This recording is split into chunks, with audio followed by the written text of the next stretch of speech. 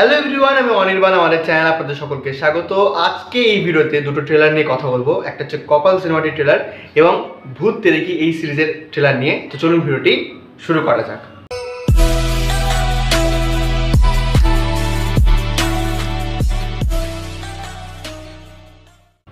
তো প্রথমে যেটা নিয়ে কথা বলবো সেটা হচ্ছে কপাল সিনেমাটা।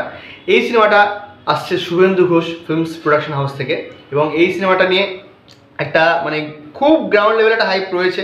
আর যার কারণে অনেকেই এই সিনেমাটা নিয়ে কথা বলছে, যেহেতু একটা ইন্ডিপেন্ডেন্ট ফিল্ম হতে চলেছে। আমি ট্রেলারটা দেখলাম প্রায় মোটামুটি 1 মাস আগে ট্রেলারটা বেরিয়েছিল, তাও আমার একটু দেরি হয়ে গেল ট্রেলারটা দেখতে। কেমন লাগলো এই ট্রেলারটা দেখুন।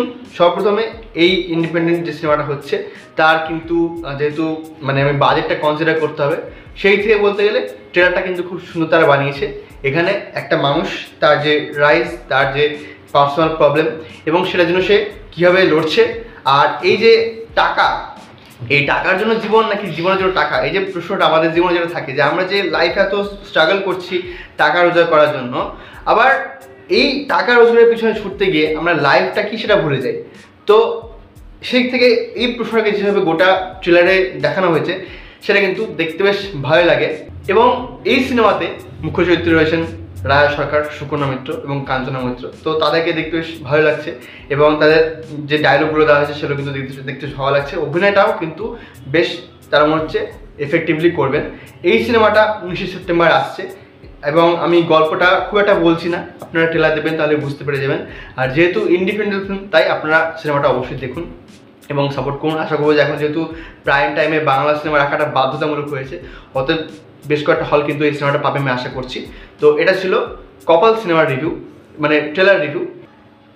এরপর আমরা কথা বলবো ভূত তেরেকি এই সিরিজটার ট্রেলার রিভিউ করবো আমরা এই ভিডিওতে। প্রায় 4 দিন আগে ট্রেলারটা রিলিজ হয়ে গেছে এবং আগামীকাল অর্থাৎ 12 সেপ্টেম্বর সিরিজটা আসবে। তো কেমন লাগলো ট্রেলারটা? আমি যদি এক লাইনে এই ট্রেলারটা রিভিউ করি তো বলো খুব মজা পেয়েছি আমি ট্রেলারটা দেখে।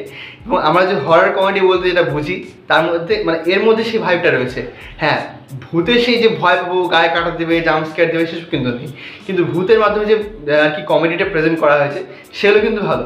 এবং কিছু কিছু রেফারেন্স ডায়লগ খুব সুন্দর, যেমন সঞ্জয় লীলা ভানসালি, তাকে এখানে সঞ্জয় লীলা ব্যানার্জি যে আর কি এই ছবিতে যে আর কি সিনেমাটা বানাচ্ছে, গল্পটা খুব সামান্য করে যদি বলি, এখানে একটা ম্যানশন রয়েছে যেখানে 3টে ভূত রয়েছে এবং তাদেরকে নিয়ে একটা শুটিং করা হচ্ছে। এই 3টে ভূতকে নিয়ে তাদের যে লাইফস্টাইল সেগুলোকে তুলে ধরা হচ্ছে।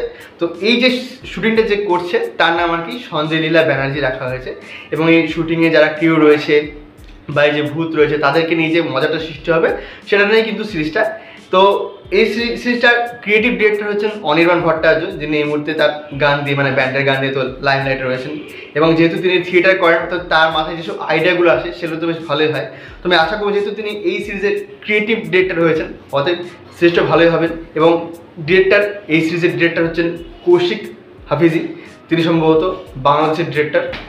এবং এছাড়াও এখানে তার অনির্বাণ ভট্টাচার্য নিজের একটা রেফারেন্স দিয়েছেন, সেই যে বল্লভপুর রূপকথা তার তৈরি ছবি। এবং এখানে একটা জায়গায় প্রশ্ন আসছে যে তার নাম নিয়ে কনফিউজ হয়, যেহেতু আমাদের টলিউডে 2জন অনির্বাণ রয়েছেন, অনির্বাণ চক্রবর্তী, অনির্বাণ ভট্টাচার্য। তো সেখানে বলা হয় যে ডিরেক্টরের কী নাম, তো সেখানে সামনে থেকে একটা রিপ্লাই আসে অনির্বাণ দত্ত, যেটা কিন্তু শুনতে বেশ মজা লাগে। এবং মজার বিষয় দেখুন যে অনিক দত্ত, যিনি আর কি ভূতের ভবিষ্যৎ বানিয়েছিলেন, তিনি তিনি ওটা কমেডি হিসেবে বানিয়েছিলেন। তো ওটা একটা কমেডি আর কি হরর কমেডি ছিল। তো তার যে দত্ত টাইটেলের রেফারেন্স সেটা কিন্তু এখানে টানা হয়েছে, এটা কিন্তু বেশ মজা লাগলো আমার। আর এই সিরিজের মুখ্য চরিত্রে যে 3জন আর কি রয়েছেন তাদের আপনারা সিরিয়ালে বহুবারই দেখেছেন, আমি দেখেছি তাদের, কিন্তু নাম অত যায় না। তো তাদের কাজও মোটামুটি আমার ভালো লাগলো। এবং যেভাবে ডিজাইন করা হয়েছে গোটা সেটটাকে, আমার কিন্তু বল্লভপুরের রূপকথা একটু হলেও মনে পড়ছিল। তো দেখা যাক এই সিরিজটা আগামীকাল আসছে কেমন হয় এই সিরিজটা। এই ছিল আমার ভিডিওটি ভালো লাগলে লাইক করুন, কমেন্ট করুন, শেয়ার করুন, আমাদের চ্যানেলটি অবশ্যই সাবস্ক্রাইব করুন। ধন্যবাদ।